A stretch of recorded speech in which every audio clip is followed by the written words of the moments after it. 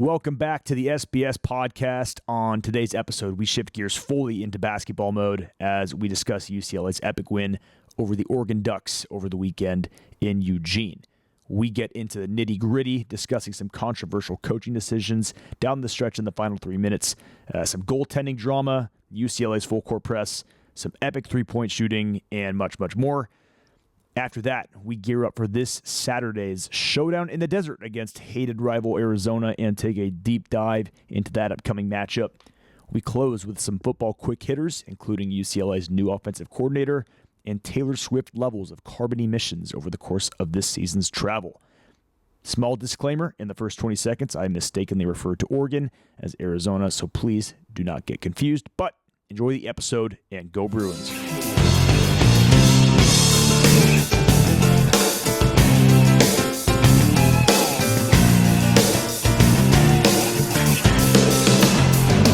Okay, we are recording, and once again, Kyle, just you and me, buddy. Mm-hmm. How we doing, man? That was a big Sunday. It's a huge Sunday. My Minnesota Vikings won, and I got the Bruins won, so I went the 2 for 2. I'm sorry to bring that up, Ross, but it was a good Sunday night football game watch. I went into the Arizona game knowing it was back-to-back with the Chargers, saying, if we split this, I'll be stoked. If we somehow sweep this, being a UCLA win over Oregon and a Charger win over the Chiefs, this is going to be the greatest afternoon of sports in my entire life. It was not meant to be that. That Chiefs loss really hit me hard. I went into that Chiefs game being like, the loss to the Chiefs hit me really hard. I went into that game being like, dude, I'm riding such a high from that Oregon game. I cannot let this game shit on my vibe, and It really did. I can lose to the Chiefs, but not like that. Like, fuck. I mean, I feel like that's just how the Chiefs have been winning all year. Like, they just keep getting away with that shit. Like, they just hold the ball last possession and just, field goal. Look, if they would have just made the field goal, I would have been fine. They doinked it in, and this black magic stuff continues, and it just it pushed me over. Yeah. It pushed me over the edge. But all of that aside, this is easily the best mood I've been going into one of these episodes. Easily. Mm-hmm. That win was great yesterday. And that is what we're getting into right off the bat. UCLA basketball defeats Oregon 73-71 in what was an absolutely clutch win, thanks to a clutch basket by Dylan Andrews with 0.4 remaining. And there's plenty to discuss about this win. Kyle, initial thoughts on the dub? I mean, any time you get a road quad one win this early in the season, and it's actually, it's now a conference win playing Oregon in the Big Ten. So I think anytime you can steal an away road win in your conference, it's just such a huge plus. I think this is going to be a game that's going to go on the resume and be at the top of the resume come March. It was just such a back and forth game, such a good game of basketball. We were so offensively, I just, hadn't seen that UCLA team probably since the Southern Utah game. Definitely not against any top tier opponents. But it was just a great game of basketball, and what an ending. Banks are open on Sundays. I was fired up myself.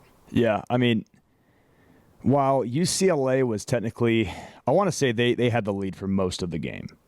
This never felt like, and they were up by 10 at some point. This never felt like a game that was ever in the bag. It's on the road. That hideous court is all too familiar to UCLA fans associated with heartbreak. And it's just the first true road test of the year. So to see them come out with the win was huge.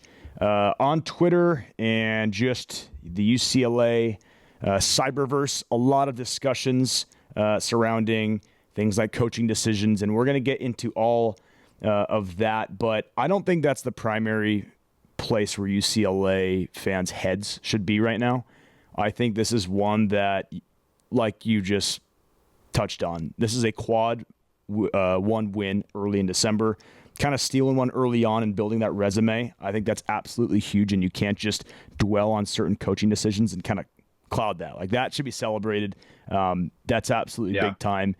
And then just given everything outside of basketball, man, I think it's important for UCLA to beat Oregon in anything whenever it can. Like whether it be football, basketball, I just think if UCLA gets an opportunity to be on national TV and beat Oregon, it has to, because like aside from the championship thing, which is huge, it's a huge aspect, but aside from that, Oregon fans just right now seem to have it set. They get unlimited money, right in the high, endless exposure, winning and everything. Almost always in the Rose Bowl. I've been alive since '97. Our last Rose Bowl was '98. I get to watch these Oregon kids go and enjoy Rose Bowl like biannually. It drives me to the brink of insanity. So any chance UCLA gets to rain on that parade, you just have to. I look at them as sort of like a blank check program. Nothing really feels organic. It just feels like a purchased success that we're seeing from Oregon. So super satisfying to watch that win take place. And I mentioned it in the Instagram post. Looking at that court, it just automatically puts my mind back to 2017, watching Dylan Brooks hit that 3-point heartbreaking dagger against Lonzo's team. While it was on the other side of the court, watching DA put in that bank shot to seal it, I feel like kind of like closes that chapter finally, which I can sleep at night now. Yeah, I agree with you. I think honestly the thing that I took away from last night's game is just the amount of national exposure from the national media, writers, Field of 68. Like, I don't think that we get that same exposure if that game's played on the Pac-12 network. The fact that that's on the Big Ten network, and the fact that that's, basically Fox and Andy Katz is there at the game, like that is the reason why I love the move to the Big Ten for our basketball program so much, is because, the nation was talking about UCLA beating Oregon last night, and what do you know? Like, personally, I don't think we're in the top 25 if we're still in the Pac-12 after beating Oregon. I agree on all fronts that game not being on the Pac-12 network, it just felt better. It felt like I wasn't the only person watching it with maybe like 6 others across the state. So, much better vibe, and just felt like a bigger game. But to your point, UCLA re-enters the AP Top 25, coming in at number 24. And look, I know it doesn't matter, but you've got to be kidding me. I know it does not matter at all, but just for the sake of venting, just allow me to say this. UCLA is 8-1. It is 2-0 in its conference, being the Big Ten. It has a top 15 road win in said conference. UCLA comes in at 24. Ahead of UCLA are 9 2-loss teams and 2 3-loss teams. Oregon remains at number 12. Again, does any of this matter come March? Not at all. But what I find frustrating is, should UCLA, not to get ahead of ourselves, but doomsday scenario. Should UCLA drop That's what we're supposed to do on the show. We're supposed to get ahead of ourselves. That's kind of the almost the identity that I've built up, is being Mr. Doomsday. But let's say UCLA somehow drops the Arizona game this weekend in Phoenix, which will be a tough matchup regardless of how Arizona's season is unfolding. They're going to bounce UCLA out of the top 25 the second that they can. So, no, this doesn't actually affect UCLA in terms of its resume or anything that actually matters. But I think things like national perception, marketing, and primetime slots that come with your team being a top 15 ranked program, being in that spot is a good thing. And recruiting. Yeah. You want a 1 next to your name. You want a single digit next to your name. So now, look, granted, UCLA has an upcoming massive chance to solidify its place up there should it take care of business, which I think they should against Arizona and North Carolina, leading up to that kind of culmination with the Gonzaga game. But it's just fucking annoying, man. And I feel like it's an East Coast bias thing that UCLA has had to kind of fight its entire existence. Yeah, I do agree. I do think that there's always been some sort of East Coast bias, but I think the more and more we play in the Big Ten, and the more and more of these, conference games that we do have, and just, the years that we go on and play in the Big Ten, I do think that at some point that just sort of narrative does start to fade away and trickle away, and Sure. I hope it does. I pray it does. But like you said, like the AP Top 25 is in December. Doesn't mean shit. It's really, dude, it's almost just like a marketing thing. It's not, there is no actual objective truth to that ranking, but it just kind of like, is the Bible when discussing sports at this point. Literally some writers, coming together and they're like, hey, I think that this basketball team, should be over this basketball team. But like, honestly, I don't know if you look into KenPom a lot. Sure. But KenPom rankings are like, I'm subscribed to KenPom rankings because I think it's just so cool to see all the data. And right now in KenPom, we're 14. So we're a top 15 team in the country. The only Big Ten teams ahead of us are Purdue and Purdue. So like that, when you look at that, it just shows like the caliber of the teams that Connecticut, Purdue, Kansas, Kentucky are the next 4 in front of us. I was going to say, I want to say that CBS also has us within the top 15 or something along those lines. So I don't know what's going on with the AP writers.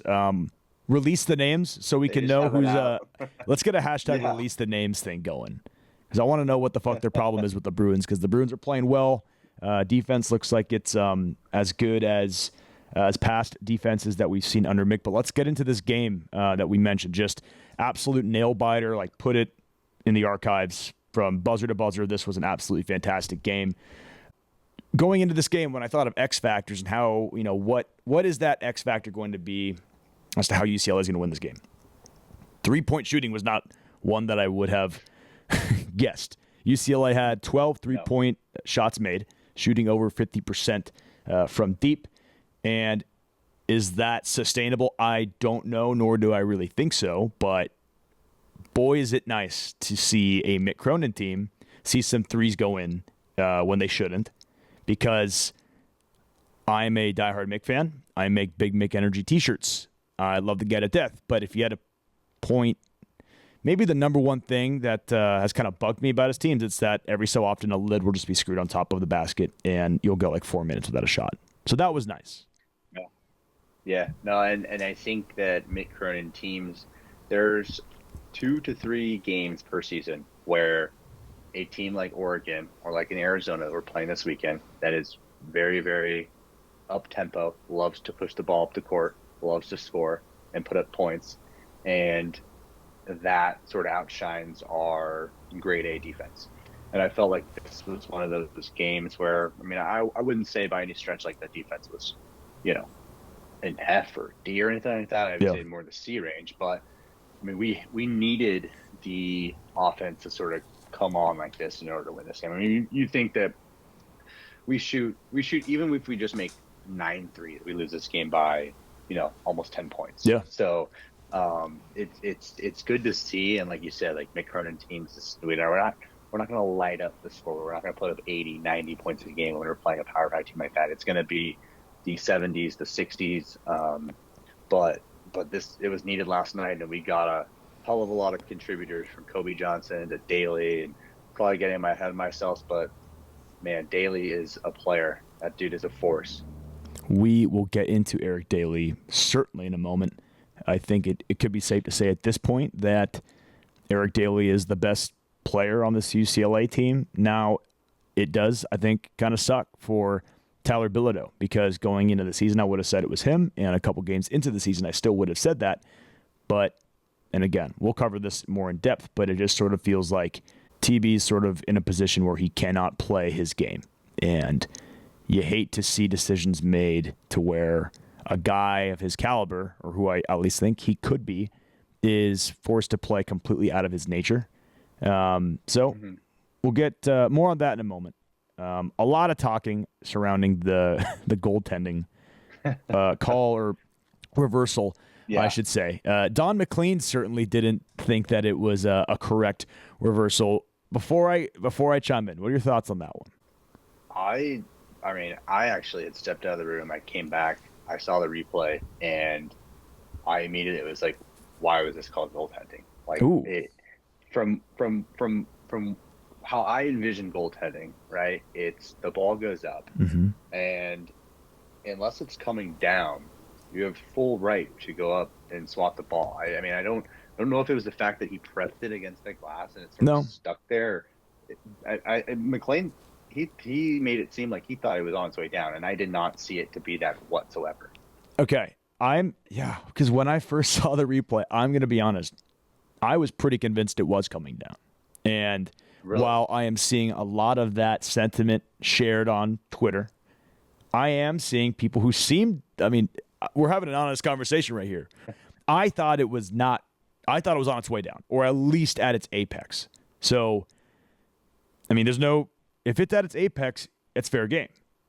So yeah, and it's so interesting because it's totally up to just the interpretation of the 3 referees, and maybe one of them thought it was on the way down, maybe 2 of them thought it was still live, but I just visually, to me, I didn't see any world in which that ball was going down. Well, hey, that kind of brings me to what I wanted to say, in that over the course of the season, you're going to need a little bit of luck here and there, whether it be in the form of a iffy call or no call, a bank shot going in. Mm-hmm.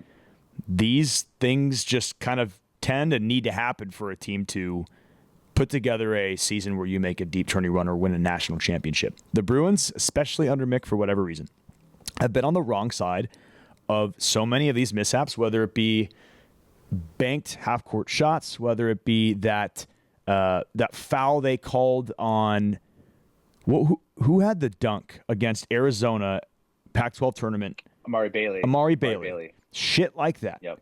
And look, I know you only remember the ones that go not your way because it stings so much, and everybody, you go in any forum in the country after a loss, it is war crimes are being alleged against the refs. It's always going to be a thing, and you only remember those. So I'm not going to make it seem like UCLA has just been this victim of all these injustices, but I don't feel bad that it's look, I know you don't think it was a goaltend. I personally think it was, but the fact that it got reversed, it is what it is, man. There's more. There were too many things that happened in that game to where if you just look at that one call and you dwell on it, then you're wasting your time, because that's just how sports goes. Yeah, and Dana Altman's post-game presser, I was watching it, and someone asked him about that play, and he literally was like, "Don't ask me about that play. We had 38 minutes to try and figure it out. Thank you." Without that play being the biggest thing to happen in the game. That's the more eloquent way of conveying what I was just trying to convey. So thank you for adding that quote. Okay, and then we mentioned that this win came with a healthy amount, I don't want to say of baggage, but discussion. And it mostly stems from those final 3 minutes. So an Oregon player with 3 to go airballs a 3 from the corner. Bilodeau gets called for a foul under the basket on the rebound, which was a foul. On Biddle. Yeah. Yep, on Biddle. Yeah. On the ensuing free throws, it was Eric Daly's man who grabs the rebound, and that leads to a dish and a 3-point shot, shortening UCLA's lead. After that play, Mick immediately pulls Eric Daly, who up until that point had hands down been UCLA's best player. So at that moment, UCLA, per ESPN, had a 78.3 chance of winning the moment that he was pulled from the game. From that moment on, which was essentially the remainder of regulation until 6 seconds to go, Oregon goes then on a 7-2 run over the next 2 minutes and 20 seconds, and the Bruins almost completely collapse, and Daly returns on the final possession. What are your thoughts? I know you were pretty fired up last night. I want to hear it here live. I was irate. I love McCurran. I think he's perfect for this program. He's exactly what UCLA needs. The only thing that I have against McCurran from time to time is just sheer stubbornness of these players are not perfect. They are college amateur basketball players that are going to be making mistakes from possession to possession. And the fact that after the game, Ben Bolch in the post-game presser asked Mick, what was the reason Daly came out? He literally said it was because of that, rebound. He didn't blocks out, and he, took him out of the game. For the next 2.5 minutes, we just did not have anyone that was, Dylan Andrews obviously made the 3 to win the game. Sky Clark was on the floor. I think Sebastian Mack was on the floor. Bilodeau and Johnson. But for the last 2 minutes and 30 seconds, the offense, we just sort of seemed very passive. Obviously, we want to run down the clock and sort of score with maybe 7 seconds left, something like that. But it was just way too passive for me. And I just felt every single timeout we'd come out of, I'd be like, please tell me Daly's on the floor. Yep. Not on the floor. Not on the floor. Not on the floor. I was just losing my mind because he's also a guy that can get you rebounds. Like, he's a second leading rebounder on the team. And so I do think that having him out of the game down the stretch was really the reason why we almost lost the game last night. Was it even Daly's fault on that box? Going back and rewatching that specific play as to what, the reason why he was pulled, I don't even think it was Daly's fault, because if you go back and rewatch it, he had his man fully sealed with his back to his man, the front of him facing the basket. So he had a full seal between the basket and his man. The ball goes off the rim and goes immediately to the left. That's what I'm saying. How many angles can Daly account for? And to your original point, Mick is known for sort of these stubborn, almost emotional, in the heat of moments kind of decision making to a fault, because I don't know. There's speculation that, and I think there's some serious merit to it. Like, did he just forget about? So he benches Daly. Then you have this sort of crisis unfold where you give up a 7-2 run. Does Mick just kind of forget that he just benched his best player, and he's so caught up in what's going on the court that until it's the final possession, he doesn't forgets about Eric Daly? And look, that's just, I guess, maybe human error if that is the case.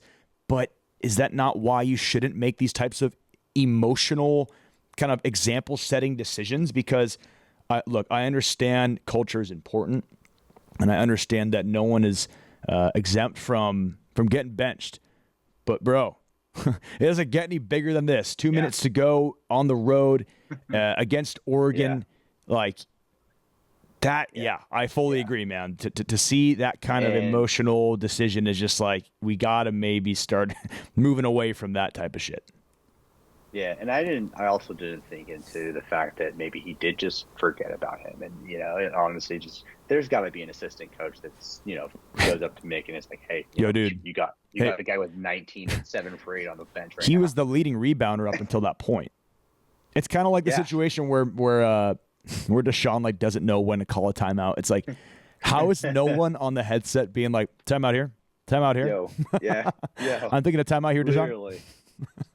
I mean, it was very unfortunate, and I'm glad Ben Bolch did ask about it, because honestly, after that game, if we would have lost that game, I would have been so mad the rest of this week, because that game was won.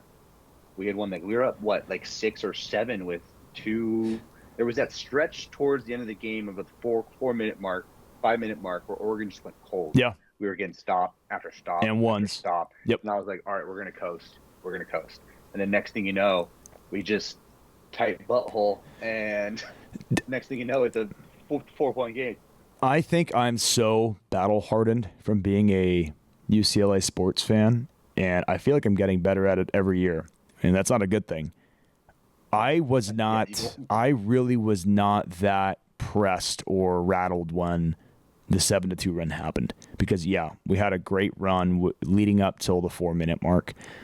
Oregon went cold, but I think if you're a UCLA sports fan and you've been watching football or basketball for the last 25 years, you got to know that there's one more run coming.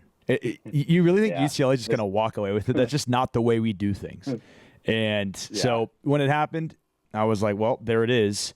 And does that make it a little less fun? Maybe. But, dude, I remember when I was watching the second Gonzaga heartbreaker, the postseason. Sweet 16. Yeah, Sweet 16. And who scored the go-ahead? The 3. There he is again. Amari Bailey hits a 3, and I want to say there was 10 seconds or 8 seconds.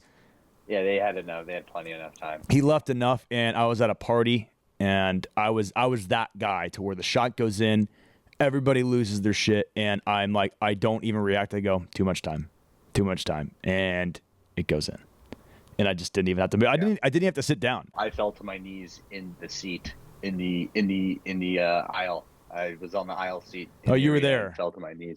Yeah, I was there. I was full rows behind the UCLA bench. It was stick. You know, But just fell to my knees in the aisle, and I just had my hands over my face, just like unbelievable. if there's any, I could take solace in knowing that for the first heartbreaker against Gonzaga, the Final Four, I was in Dallas, Texas, and I was at Katy Trail Ice House, whatever that bar's called. Awesome bar. If you've never been to Dallas, go to Dallas and go to Katy Trail. It's a great bar, great sports bar. I was watching that game with a few buddies, but didn't really know anyone else, and it was very clear that I was the only UCLA fan that entire bar. I was wearing my jersey. I was screaming. Like, I mean, actual screaming at the top of my lungs for like almost the entire game. And that shot hit. Great game. That shot hit. And I didn't just go to my knees. I went full on face down on sticky bar floor. Yeah. And I had these two guys in cowboy boots who I did not know pick me up off the ground and dust. They have like sawdust on the ground. They dust the sawdust off my Westbrook jersey and like basically said like, look, man, we're going to buy you a beer. We're going to get you back to the bar. I was not pissed. I think any UCLA fan can look back on that game and nobody was like bitter because what a game, like what an insane game. And I'm not normally one that's mature enough to say that after a loss like that, but like what a run, what a prayer that just happened to be answered. Like you can only dwell on that so much. So I was happy to drink like that beer with those guys. I was still in college. That was my fifth year. That season was my fifth year, and while the game versus Michigan, that Elite Eight, was probably the sickest night of all of my years at UCLA. That night was definitely a tough one. All the baseball team was watching, and I have a video of someone took a video of that final play, and you see Juzang, put the putback up, layup, and everyone's going nuts. And then Strother shoots it from half court, and you just hear someone go, "No!" And then at the end, he makes it, and you just hear, "Fuck!" Like all these. It was brutal. And also, we're already pretty sidetracked, but just one last comment on that year. The best part about that run, man, is that everyone has like 4 like specific stories from where they were when each of those games. Like I remember where I was for the Alabama game, the Michigan game, Gonzaga. What came before? BYU. That whole run was just like such a rapid flow of like all-time UCLA sports memories that like I'll always. That's why I think, dude, Cronin's got a pretty long leash. I know the standard at UCLA is it's national championships. I get it. But that's the most fun I've had as a Bruin sports fan in a very, very long time, if not the most I've ever had. So I could get into this for an hour talking about where I was for Bama, where I was for Michigan, yada, yada, yada. Yep. But let's get back on track. We were talking about Mick's coaching decisions and rotations and all of that. Staying sort of on that topic, Mick going into this season made it clear that because of this roster and because of its depth, more specifically, they would be pressing a lot, full court press. They pressed a lot against Oregon. Are we fans of it? Scrap it, keep it, adjust it? Where's our head at with the full court press? I understand where he's coming with it, and I think it's great. I just don't think that a press can be used against teams that want to get in transition and be on the break, because if they do break it, it's exactly what they want to do. Yeah. And I don't think anytime we pressed and trapped in their half court, I think it was probably a basket every single time in transition within the next 7 seconds. Yeah. Maybe even 5 seconds. So I think there's a time and place. I think against, teams that we'll see in the Big Ten that maybe play a, slower game and, want to just walk the ball up the court and maybe slower guards. That's the time and place. But against an Oregon, against an Arizona, like I really hope we're not pressing the crap out of Caleb Love on Saturday. Sure. I agree with it all. I think I hear Mick's initial point, obviously, like with depth like that and the rotations that you can use, I don't think it's time to just put your hands up and abandon the press. But I think, and this is from my layman's basketball knowledge, maybe if you are going to return to it, execute it a bit differently, because just from watching the game, my observation was it was very predictable, I guess, because it was like a 2-man trap automatically every time to the ball. And Oregon obviously caught on because they exploited it multiple times throughout the game. Is it not out of like the realm of possibility? Maybe just do man-to-man coverage the entire time, and then if the two-man trap presents itself, take it, and then get a guy like Kobe Johnson, get aggressive with intercepting these panic passes out of the trap. But I kind of going back to my days watching Ben Howland, I think they did that perfectly, where you let the two-man trap kind of come more organically and not just start off with it, because it's just like, it's almost like scripted. They know it's coming. They know the personnel they're going to have to beat. So I'm not ready to just see, as many fans seem to want, Nick to just leave the press, because I think if they can maybe tweak it, it could be a strength, because, dude, the depth is crazy. And that is something I think if you dial in can actually, over the course of the season, come March, if you need to use it and it's been dialed and kind of refined over the course of a season, that could be a fucking secret weapon to win you a game. I agree. And I think I don't necessarily, obviously, the best case scenario in your press is you force a turnover. Yeah. That's the best case scenario.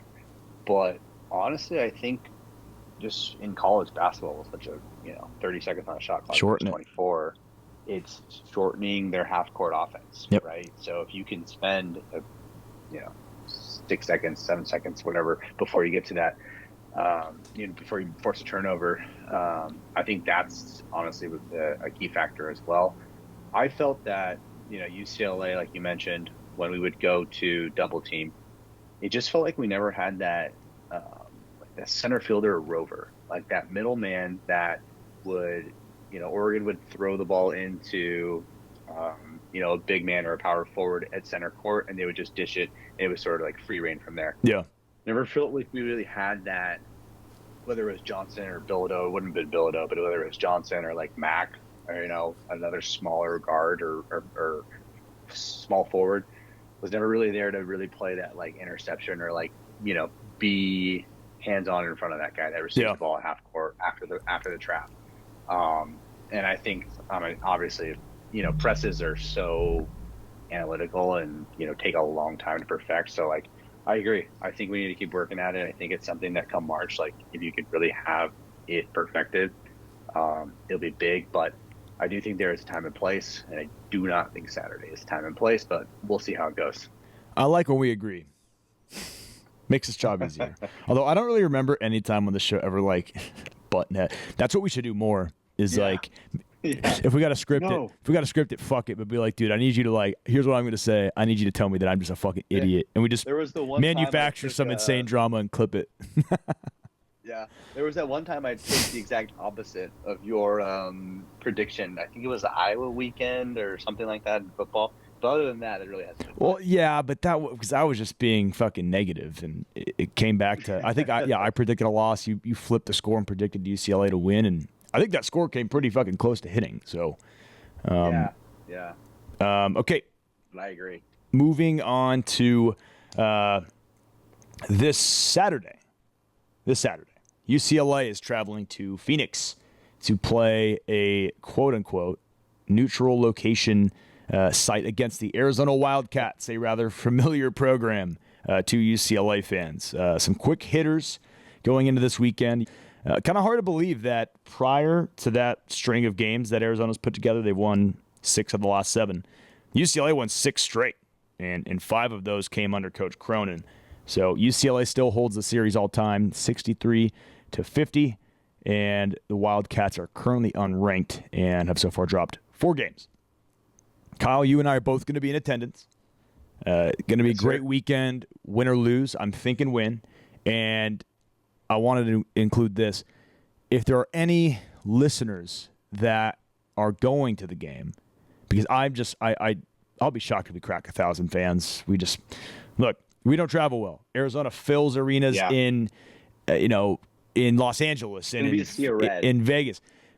If we crack 1,000 UCLA fans, I think, that'd be a win. And if one of them is an SBS pod listener, DM me, and I'm bringing an extra SBS hat with your name on it. So that is first come, first serve. If you're going to Scottsdale, shoot me a DM, and let's meet up. But Kyle, what are we thinking about? Some listeners. Yeah, 100%. I'll be doing it regardless, so might as well DM me. What are our thoughts? What's our gut telling us going into this game?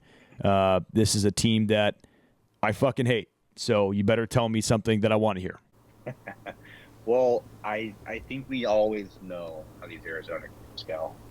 Thank God it isn't in McHale because we do not fare well there.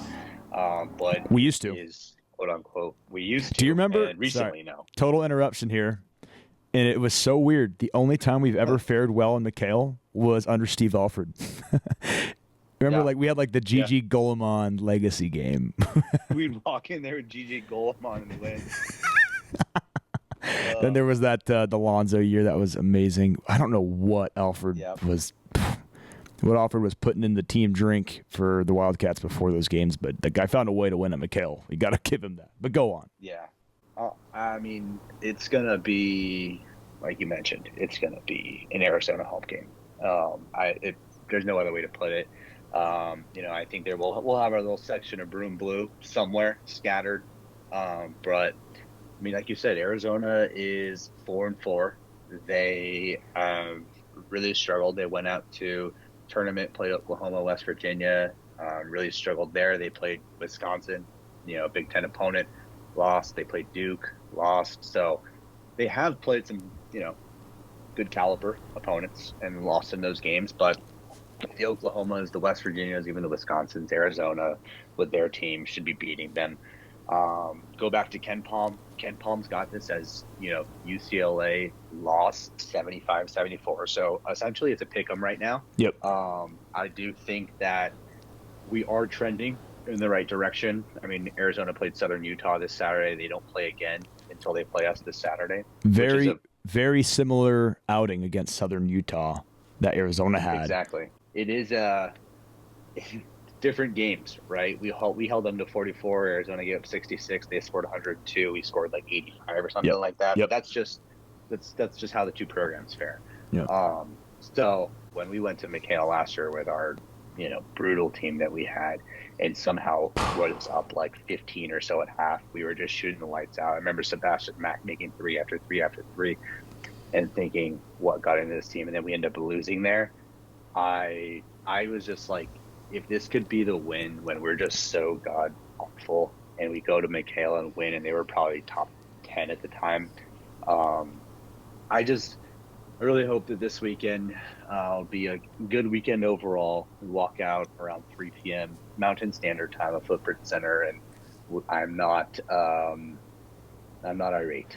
Kyle, I was getting a tattoo during that game you just mentioned, and it was almost – I scheduled it. I'm not even kidding. I just didn't want to watch that game because we were so bad. Call me bad, Finn. I don't give a fuck. I hate watching UCLA lose to Arizona, and when the team is terrible and Arizona's good and it's at McHale, I'm like, you know what? I'm going to go get a tattoo. There's no point. So I scheduled a tattoo at tip-off, and I just told myself I wouldn't check. And I was probably 3/4 of the way done, and I checked, and I saw we were up 17 points. And I was just I mean, am I not going to believe now? I have to believe that they're going to win this. 17 points in college is not a short lead. I was like, holy fuck, they're going to do it. And then back to my original point. You cannot allow yourself to think that the game is ever in hand, because I walked right into heartbreak on that one. But coming back to this Saturday, we talked about the 3-point shooting being that X factor that got UCLA the win against Oregon. Looking at this matchup against Arizona, when it comes to what that thing is to watch, I think this one's pretty evident, and there's no other way to look at it.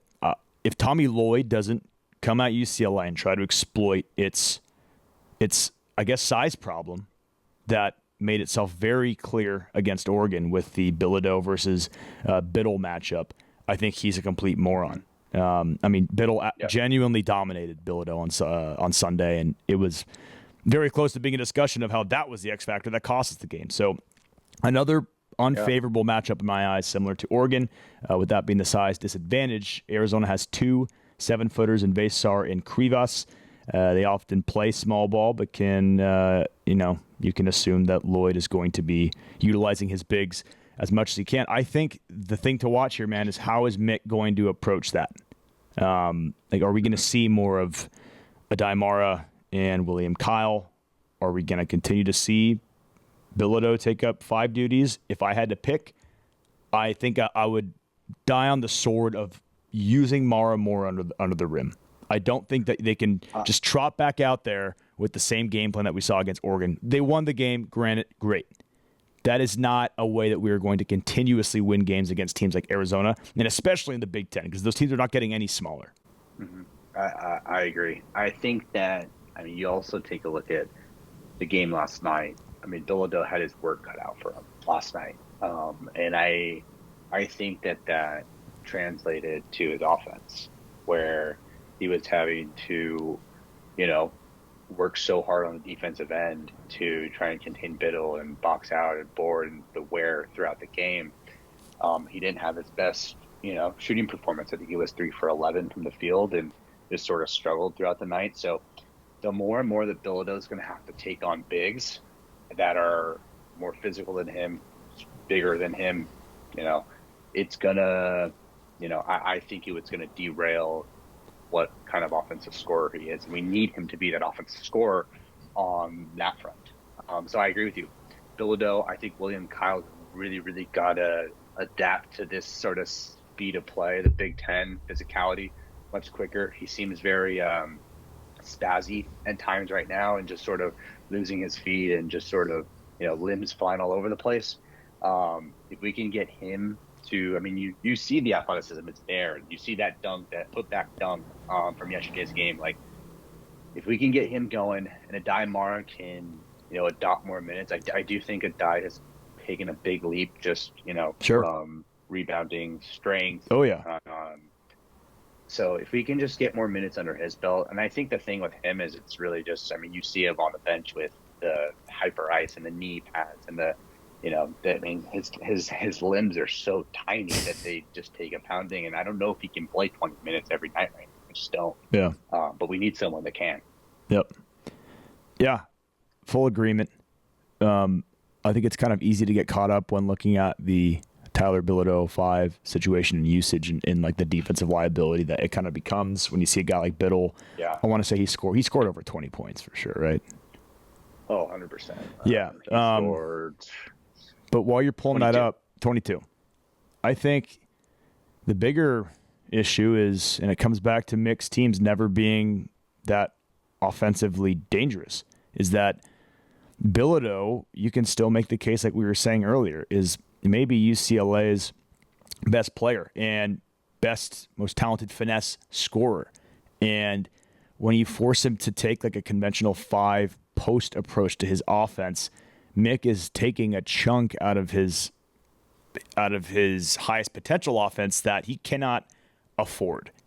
So Yep. I think it's really going to be interesting to watch. And if UCLA can come out and make an adjustment and see meaningful minutes out of Mara and Kyle and see Bilodeau score in the double figures because of that, I think that couldn't be a bigger sign or a better sign for UCLA fans. But it's just going to be a wait and see because, like we were talking about earlier, dude, Mick isn't really known to stray away from things he likes. So we'll be keeping an eye out. And I think the one more thing to go on that is I think that Bilodeau offensively is going to be playing more of a 5 mindset. He needs to adopt. Sure. Stucking out the opposing team's 5 when they're on defense and we're on offense versus playing more of a post-up role, traditional center 5 offensive type to, all right, maybe I'm going to dribble this out and maybe, I'm going to suck that, center out. And we saw it yesterday on Biddle. There was a moment on the baseline where he was, out on the baseline, sort of more by the 3. He took 2 dribbles to the right, blew right past him, and a dunk on the baseline. So more of that type of power forward mindset with the 5 on you, I think he can use that to his advantage when we're on the offensive end. But yeah, it's if only Adai Mara could, play 25 minutes a night and stay out of foul trouble, I think we would be not having this conversation. No, I think that's a great point in that would you like to, in a perfect world, see Mick perfect the 5 situation with useful minutes out of Mara and Kyle? Sure. But that doesn't wash Tyler Bilodeau's hands of the situation. You'd like to see a guy like him toughen up a bit. He had that play last night in a critical moment where he had a wide open lane for a dunk. And I want to say it was their point guard. Was it, what's his name? That weird last name? It was a guard. A guard basically met him at the rim and blocked him. Now, if he approaches that differently and uses his size and kind of takes the tougher approach to the basket, there's no reason that he should be getting that shot blocked. So do you want to see him in more of a finesse role? Sure, but UCLA would benefit greatly if he could start to play a little bit grittier and kind of toughen up over the course of the season. The one last thing that I'll say, just after watching these Bruins through 9 games, is, I'm very, very excited for the years to come. I don't think any of these guys were at risk of really losing to the NBA. I think that Mick does a good job at retaining guys. Obviously, last year, since the portal has started a couple of years back, his teams really haven't been too drastically in the portal, other than last year for all the right reasons. But you look at the starting 5, only seniors: Kobe Johnson. You got Trent Perry, Sebastian Mack. You got William Kyle, Daimara, who are all really underclassmen. Bilodeau's a junior, Daly's a sophomore, which is ridiculous to think about. Like, if Mick can really start to just, I was last night I was thinking this team reminds me a little bit of the early on Hawkes, his sophomore, the core. Campbell, when they were sophomores, and the core. If they can just keep these guys together in a year, 2 years, I really think that these guys, as juniors and seniors, can really become NBA prospects of their own. But as a team, a top 10 team, if we can really keep these guys together, because I'm really enjoying and really liking what I'm seeing so far. That's a great point, and actually a big point of optimism, especially if you're a UCLA fan who's been watching for some time, because what are your best moments as a UCLA basketball fan, and what are your best seasons? The seasons in which you had a core of guys that stuck with the program for 2-3 years. Yep. Back with Howland, you had Mbamute, Collison, Ship, Aflalo. You had accessory pieces come in, of course, like Love and even Westbrook was a guy that stuck around for a couple of years. The latter part, those were Final Four teams. You've got the last Final Four appearance with UCLA. You had a core that stuck around for seemingly forever together. You had Bernard, Tiger, Singleton, Jaime. I could go on. So that's a great point. If it's promising to see that UCLA's best players right now, especially considering UCLA's NIL situation, because this is not football. It does not require as big of a check to keep these guys in the program. And the word on the street is that UCLA is actually rather elite with its NIL war chest. So it's not out of the question, even in this landscape, to think that these guys could be that next core group of players that sticks around and makes it back to that stage. If it's this year, fuck yeah. But maybe next. Who knows? And it's more fun for the fan, too. 100%. Yeah. Last year sucked so much because you didn't know any of the players. You didn't really have an attachment to them. I didn't know what their voices sounded like. I couldn't pronounce half their names. Did they even speak English? That last year, is canon the right Such word? A hoax. That season wasn't canon. That didn't even happen. Already, I like this bunch more. Okay, that wraps up basketball. Let's switch gears over to talking tweets on more of a football note, because some exciting news out of that front. As first reported by @IndyStar on Twitter, UCLA will hire Indiana co-offensive coordinator Tino Sunseri after the Hoosiers' season concludes. He has architected one of the nation's top offenses. If you're a Twitter board dweller, this has got to check all your boxes. I feel like it's seemingly been years on end hearing UCLA fans practically begging for a young and up-and-comer at either head coach or offensive coordinator, namely play caller. And here you have one. He's 35 years old. The dude looks like he belongs in LA. He's jacked. He has some tattoos, and he wears sunglasses, so I'm down. Yeah, I was going to say, he looks like he has some swagger to him. Yeah, for me, this is Deshaun's biggest win since taking over the program, and that includes his on-the-field wins. I think this is a bigger success for him than any win he had this over the course of his first year. It's not that I'm Look, I'm very happy about the hire itself. Do I think it's going to work out? I'm hopeful that it does. I don't know if it will, but I don't really have a reason not to. I think it's a great hire, but it's not. It doesn't just end there, because I'm also super happy and super impressed that he acted so quickly when it came to the changes that had to be made. Not only did we see Sinceri get hired, you saw Eric Bieniemy get shown the door, as did Juan Castillo, and that had to happen.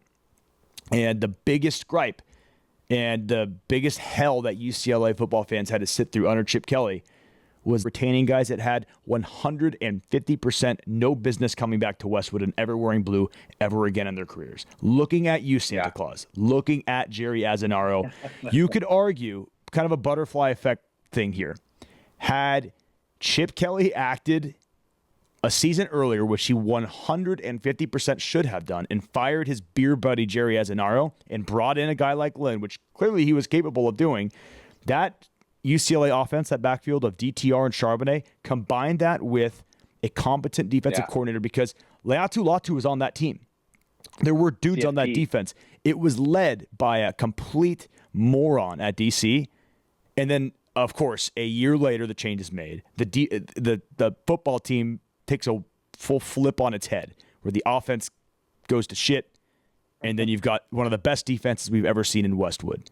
I'll never be able to live that one down, and that's why this was so refreshing and has me so fired up, because Deshaun, he showed balls by not only getting the hot commodity, young up-and-comer from the hottest program in America right now, but he told guys that needed to take a hike to get the fuck out of here, and it makes me fired up. Yeah.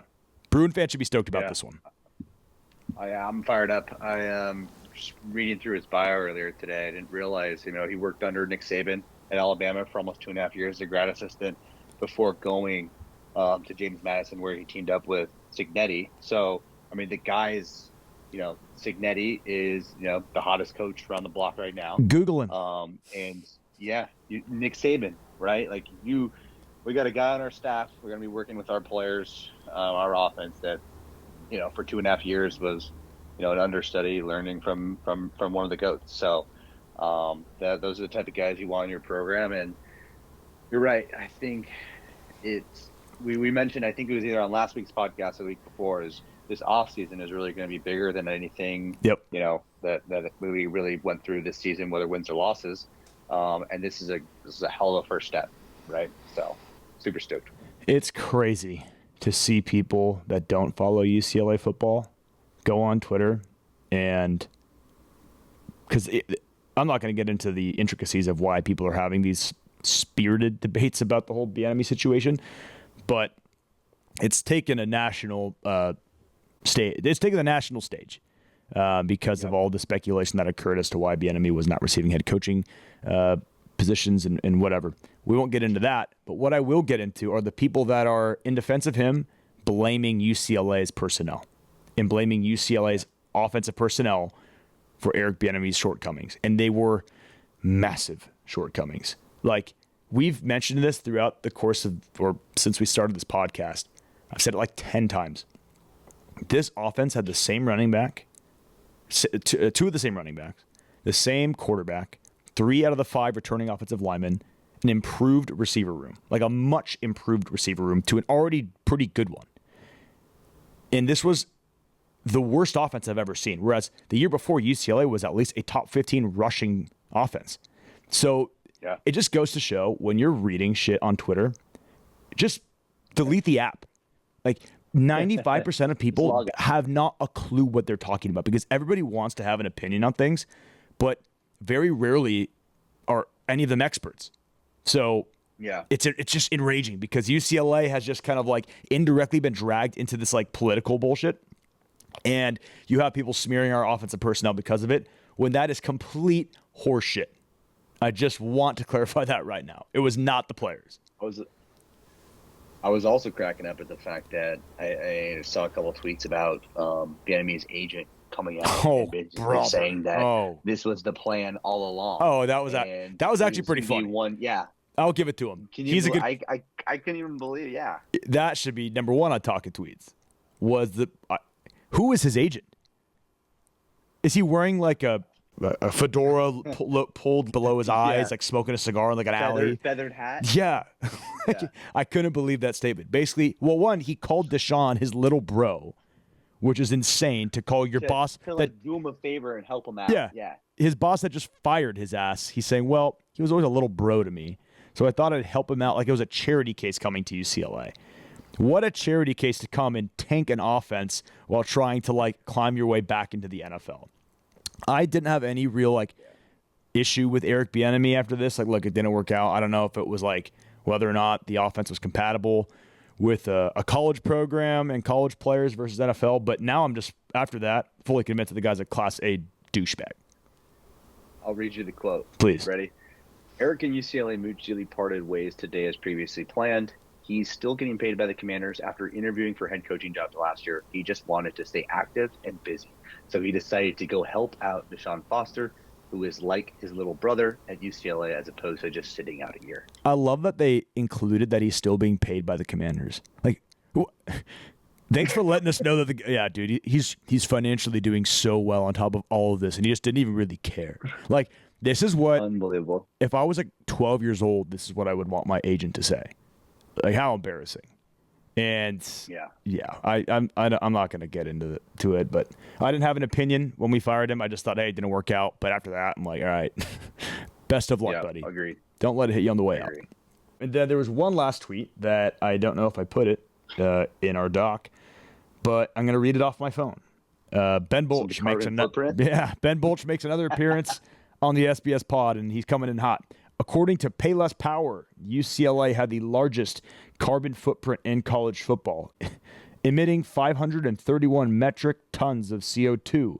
UCLA also had the 10th largest individual increase of CO2 emissions, 54 metric tons. He says, don't tell the Regents. Yeah. No thoughts. I don't even know what that means, but. I mean, I think it's kind of like easy to predict that. If I'm not mistaken, UCLA was the most, and we knew going into the season, UCLA was going to be the most traveled college football program in the country, and them putting out Taylor Swift numbers because of that schedule in carbon emissions, I think is to nobody's surprise. Oh, it's too good. I mean, I did see this as either was it this morning or yesterday, but saw a quote tweet that said, said something about UCLA champions made here and like something about the carbon emissions. All right, one last piece before we close. Shout out to UCLA men's water polo winning the national championship versus USC 11-8. What's our total now? 124. 124. And where does that bring? It's kind of stupid now asking what does that bring us within Stanford because they've extended that gap so much, and that used to kind of worry me. No, it didn't used to worry me. It used to kind of like get under my skin. Go ahead and like Google what varsity sports Stanford offers. The Stanford should not be included in the national championship total race because they've gapped us with like squash and like interpretive dance. So you can have the title Stanford, whatever. 136. Yeah. Okay. Well, for all things real sports, UCLA stays at the top, number one in national championships, and shout out to water polo over the Trojans in the title game. Doesn't get much bigger than that. So let's go. Well, that's all we got in store for you today. Thanks again, as always, for tuning in as we dive deeper into the heart of college basketball season. Things are going to be heating up, and we are stoked. We'll be in attendance this weekend against Arizona, so we'll hopefully come back chock full of stories to tell of us walking out of the Footprint Arena, being the obnoxious victors that I intend to be. So thanks again, and we'll catch you next week. Thank you, Kyle, and go Bruins. Yes, sir. I'll see you in Phoenix. Yes, sir. See you there.